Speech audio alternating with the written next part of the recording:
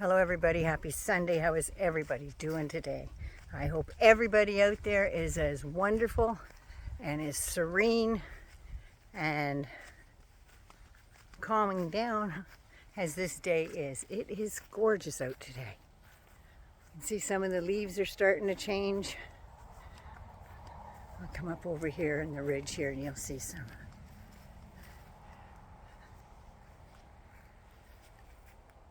Look at all that red coming in back there. Everything's turning, everything's turning. The seasons change, why can't we? I've been a little nostalgic today after the events of the past week and how much hate and rhetoric and bullshit that's gone on, and the lies that are being told, and the hatred towards each other for nothing other than your opinion. If you don't like somebody, you don't like somebody. That's human nature. But you don't have to tear their face off for what they believe. They don't have to leave the planet for what they believe. There's a lot of stuff out there that I am some days hateful myself. But today brings me back. I want a little bit of nostalgia is what I want. So if you're new to my channel, welcome. It's not usually this serene. I'm usually cursing and screaming about something. But today, I don't know. It started this morning when I was checking my comments on one of my videos and one of my subs. Well, I hope they're subscribers. And was saying, remember in the 60s when we all wanted world peace.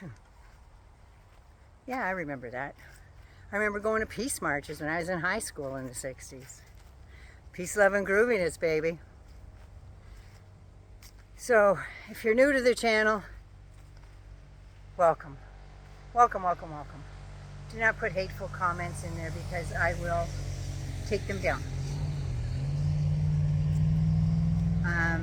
So yeah. Hangers on. This is going to be a mellow one. More mellow than you're used to, I think. Yeah, I'm feeling a little nostalgic after that comment this morning. And, oh, hang on. Everybody needs their Vivie fix, seeing as we're talking about calm and serene. Hang on. Vivie, look at you. What a face with your little tongue. Not even going to look, are you? There you go. That's the Viv fix.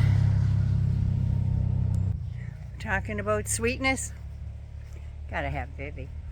Just saying. But anyway, listening to all that stuff, the 60s brought a lot of good. A lot of good.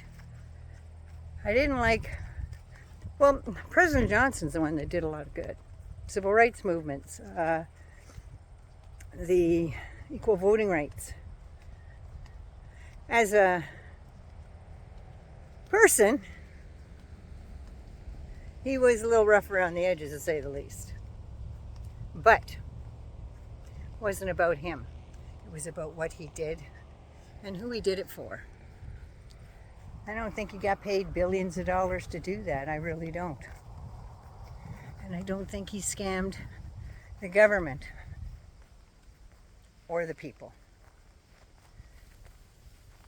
I guess he knew when his time in office would end, and he said goodbye gracefully, and then all hell broke loose again. But I had a friend from Michigan who was, we had a thing called Canusa games back then. It was between Flint, Michigan and Hamilton, Ontario, and we used to go back and forth and we'd have games. And Tom's sport was skeet shooting, and we billeted him at our house, and him and my brother became great friends.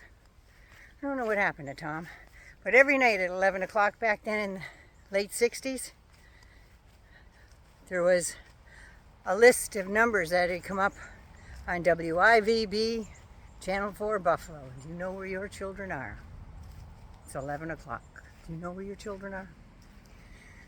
And Tom would get out his wallet And he'd look down at those numbers and at the TV and breathe a big sigh of relief, put his little card back in his wallet. They were reading out the draft numbers that were picked that day. I remember that. He was the sweetest man. He really was. Stuff like that happened in the 60s. Everybody wanted world peace. It wasn't just the pageant queens. Nothing wrong with pageant queens. I wanted to be one. But wasn't that popular in Canada? So anyway, let's get on to what we're talking about. The reason why I'm so nostalgic is because that comment started me off. And as I was getting there ready to write my story of the day, Independence Day came on. And it just brought me back. That was such a good movie. And to see the dynamic back then, how everybody came together. Will Smith's character was supposed to pop the question to his girlfriend, but because she was an exotic dancer, he wasn't getting his promotion. He wanted to be an astronaut. And everybody knew that it was because of Jasmine. Well, to see the characters of the politicians on the right, there's some on the left too, but mostly on the right, when you have a Secretary of Defense, and it is Secretary of Defense, like Pig Hegseth, and he gets that position doing all the stuff he did and all the hurt he caused people. The same with the Secretary of State that was in the movie, Brzezinski, whatever the hell. He thought he knew more than everybody else, but he wouldn't listen to the experts. So the president fired him. But that president had a soul. Just saying. So he fired him, and they went on to win the battle. Why can't that happen today? Why can't our next door neighbor that we've talked to for years come over for a cup of coffee and sit down? Do you have to talk about politics? No, you don't. Can you just wonder how their family's doing? It's like the Beatles said, give peace a chance. Just give peace a chance. Maybe it's time to put away the hate, stop trying to push down the other guy. This is, well, they call it a war, but it's a war against their own country, their own people. And when you're told what's going to happen to you, you don't believe it. And when it happens to you, you say, I didn't vote for that.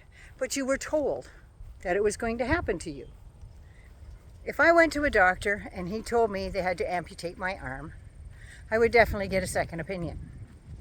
And if I got a third, fourth, and fifth opinion, and every one of those doctors were telling me that I needed to get my arm amputated to save my life, I think I'd start thinking about amputating my arm.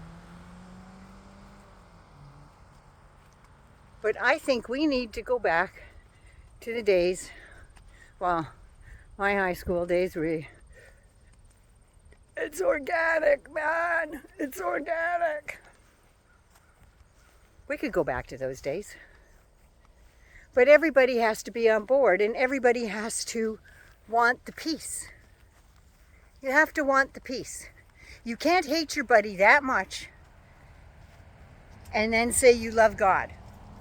When you hate somebody so vehemently that you are ready to inflict pain on your neighbor, you can't do that.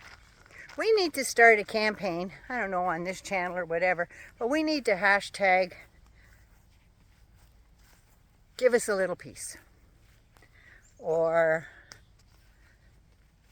peace is the way. None of this stuff about now it's all trannies and everything. Why can't you let people live their lives? Nobody's stopping you from living yours. Why do you want to stop other people from living their lives the way they want to live them? You're not paying their way. if people would just stop pointing the fingers at people that just because they don't agree with their lifestyle, then don't talk to them. You don't have to put people down and be hurtful and mean and terrible. You just have to not talk to them, move on your way. And it's people like Nancy Mace that goes on saying, I told you it was a tranny that did that. Well, one, that's very derogative. She is a big mouth bitch, but nobody's calling her that to her face. A tranny is a term for transmission in a truck, ain't it? Had to get my tranny fixed. Has no personal human appeal to that. She's just being a hateful bitch. And she enjoys it because the cameras are on her. And that's what we need to stop. If we stopped POTUS from getting in front of cameras and spouting that bullshit, everybody, not just mainstream media, I mean the right-wingers, Fox News, all that stuff. If he's not going to talk about a solution to something, and he's just going to go on about when they say, how are you holding up after your friend passed away? And he said, we're okay. See the truck over there? We're going to build the ballroom. It's already started. That's when you know that it's not genuine. It's not genuine. And that, nobody should need to know what he said. They need to turn that off. As soon as he starts that bullshit, turn it off. Don't give him the time of day. Because nothing kills a narcissist more than ignoring them. It's a fact. They do all this stuff to be in the spotlight. Inside, get a drink, Viv? There you go. So yeah, they go out of their way to get in the spotlight, say outrageous things that they know are going to inflame a bunch of people. Why would you do that? Why would you do that? And then when people point it out to you, they're wrong. If you don't want shit pointed out to you, then maybe you shouldn't be spouting it. And when you're faced with a lie that you told, own up to it. Say, oh yeah, I misspoke. Instead of covering that lie with another lie, with another lie, with another lie. I think Democrats on Capitol Hill need to get their act together. Enough of this man-dommy stuff. He's horrible. No, he's one of you. Stop it. Stop it. He is a Democrat. He actually wants to do something for the little guy. There's a lot of them out there just because they're not all Muslim. They're doing the same thing. And I think Jerry Nadler stepping aside, kudos to you, Jerry. Kudos to you. It is time. You can barely stand up. Your feet look like they're really, really sore, like you have a lot of arthritis in them. But your mind is still good. And you need to talk to these younger people, get them interested in politics, and share your knowledge. That's what these older things. And I'm sorry, Nancy Pelosi, you were great in your day. But you know what? There's more greatness coming up behind you, and it's time for you to maybe be a mentor to these young ones coming up. Maybe that's what you can do. That's what all these older stately senators and congressmen and women, that's what they need to do. They need to become mentors to the younger generation who actually want to move the needle and do some good. They want to help families because when you have a healthy family, you have a healthy workforce, and people aren't on medical leave. It's just a big snowball effect. If I'm being a Pollyanna, so what? Why can't we dream about something good happening? People put that stuff down all the time. But without the Pollyannas out there, there would be no steps forward because they believe in a better tomorrow. And as old as I am, and as sour and disgustingly distasteful things are in politics and around the world today, I know that there is a shift. I don't know if it's atmospheric or what it is, but I can feel a shift where kindness is going to overtake all this other hateful bullshit. And if we don't call it out, it stays under a rock. And that's where the MAGAs want it, under a rock, so we'll shut up about it. But if you want to hear a little good news, you got to spread it yourself. Because this whitewashing everything and going, oh, well, maybe he meant this. No. And guys like Nadler, even Hakeem Jeffries. Every time I hear their name, I think they're saying King Jeffries. But it's Hakeem Jeffries. They all need to stop being a statesman, be a human being. They need to stop being the statesman and start being a human being and looking out for what they say they believe in. Instead of backing down at the last minute and giving in to these policies that they know are going to hurt a lot of people, including Republicans. And this time it's the CR. Continuing resolution on the budget.